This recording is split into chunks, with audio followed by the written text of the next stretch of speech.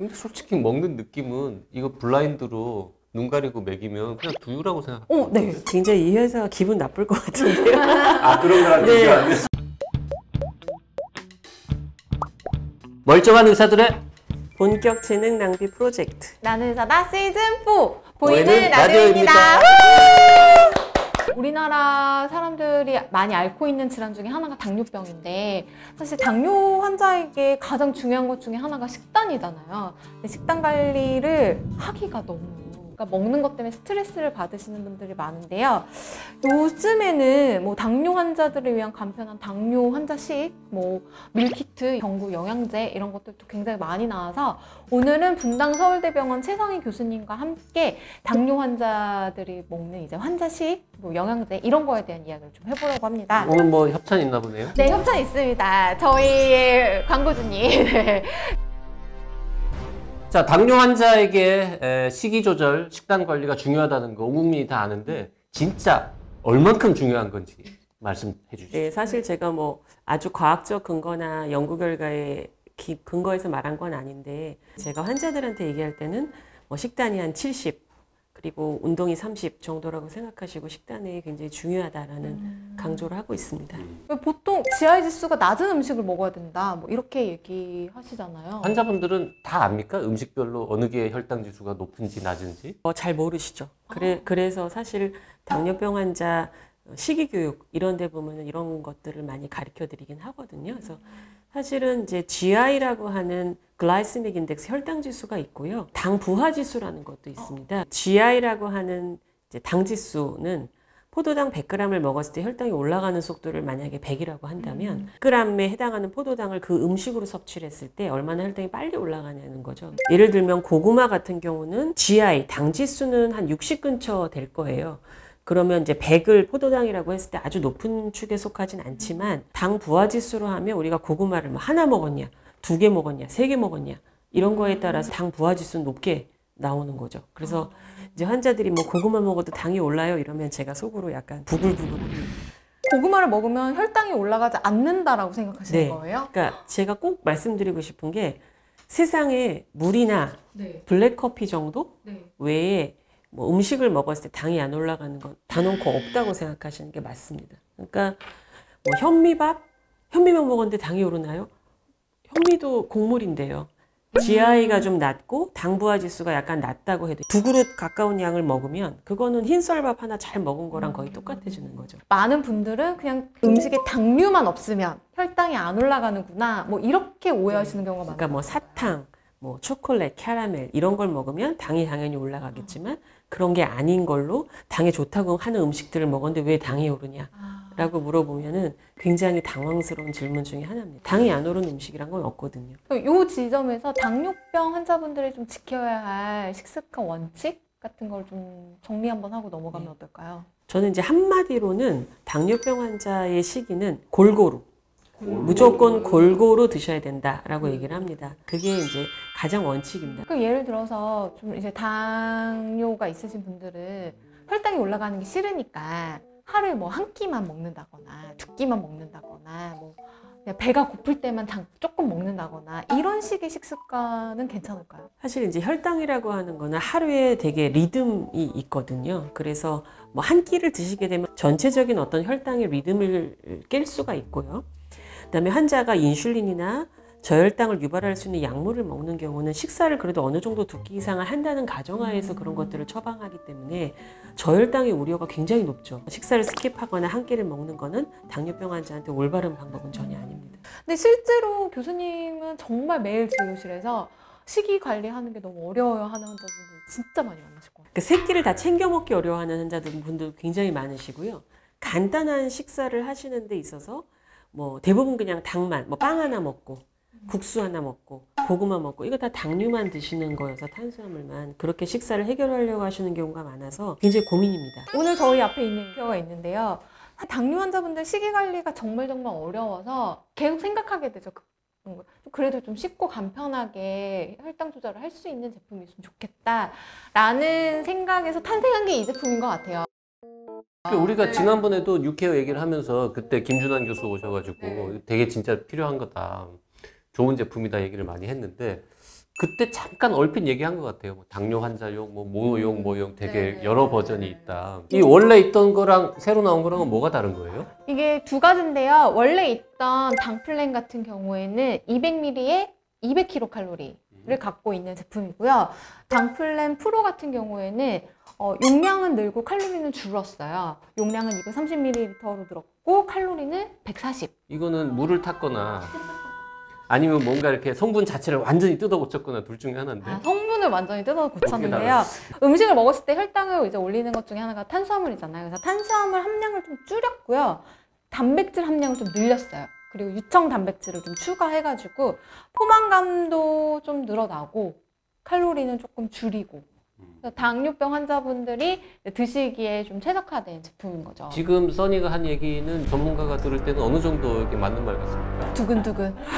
네, 유청 단백질은 되게 과학적인 리포트들이 꽤 있죠. 이게 이제 포만감이 아까 말한 네. 대로 있고 필수 아미노산이 거의 다 들어있고 그다음에 뭐 조금 더 과학적으로 얘기하면 그렐린이라고 하는 식욕 促진 호르몬 같은 걸 억제하는 효과들도 있어서 탄수화물 줄이고 뭐 당류를 거의 제로로 만들면서 뭐 유청 단백질을 약간 늘렸다는 거. 그다음에 또 중요하게 볼륨을 늘리면 사람의 위에서 위가 스트레칭 되면서 그 식욕을 억제하는 효과도 있거든요. 그래서 물을 많이 먹으면 물배가 찬다고 얘기를 하잖아요. 그런 것처럼 부피도 좀 늘리는 거는 금방 포만감을 주는 데는 중요한 것 같습니다. 그래서 근데 과학적으로 우리가 근거가 약간 있죠. 하루에 필요한 칼로리를 고려하면 이게 이제 뭐 200, 심지어 새로 나온 건 140밖에 안 되면 이걸로 한 끼를 때우는 거는 좀 어렵지 않을까요? 그렇죠. 사실은 요거는 한 끼를 완벽히 대체하려면은 그 200칼로리, 200kcal 기준으로도 한 2개 내지 3개 정도를 먹었었을 것 같고요. 이걸 보고 나니까 좀 생각이 나는 게 아까 환자들이 이렇게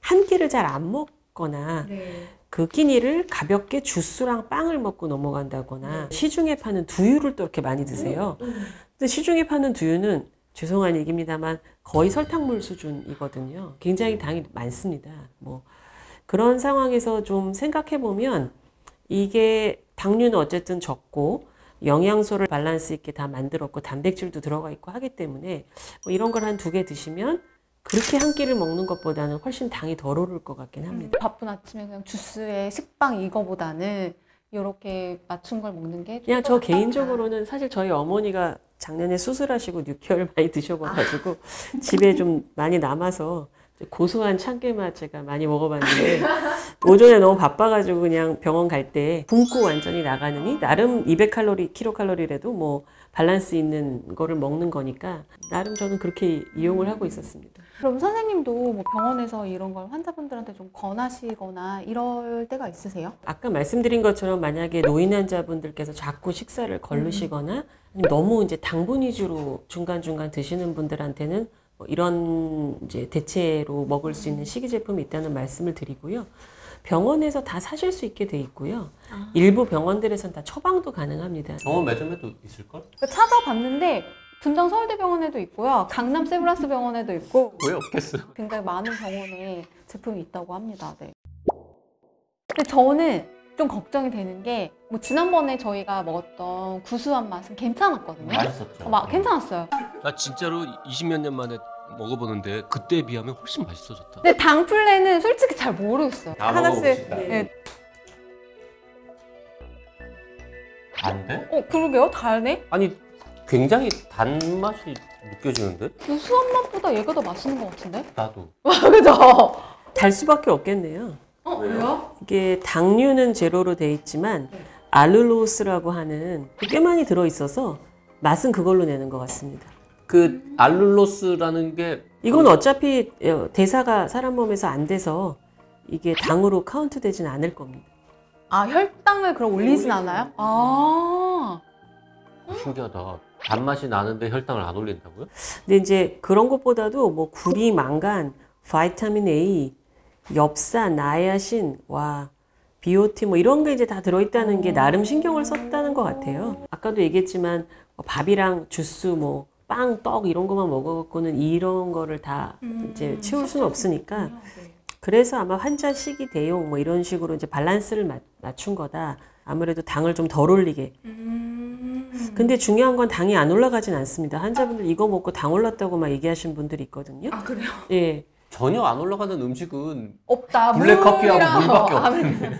블랙커피도 오르는 거 아니에요? 8칼로리 정도. 블랙 눈꺼만큼 오를 수도 있죠, 그것도. 커피 콩이니까. 탄수화물도 있고 이제 단백 종류도 있고 이러기 때문에 당이 안 오르지는 당연히 않을 거고요. 근데 이 정도 분량의 두유보다는 훨씬 아유, 당분이나 이게 오, 칼로리가 적다는 비교 거죠. 안 되죠. 비교 안 될 만큼. 비교 안 되죠. 끼니를 걸으시는 노인 당뇨병 환자들 정말 많으시거든요.